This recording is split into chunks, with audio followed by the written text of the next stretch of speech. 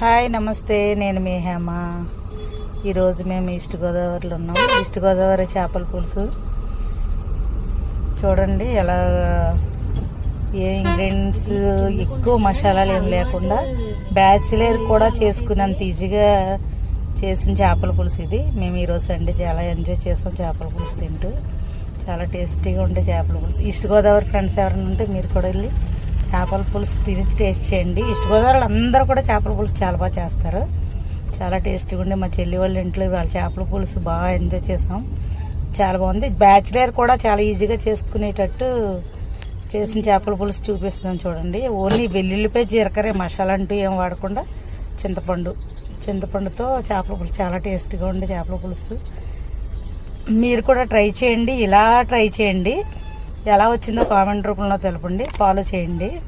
చాలా టేస్ట్గా ఉంది. మేమైతే టేస్ట్ చేసి చెప్తున్నాను, చాలా టేస్ట్గా ఉంది.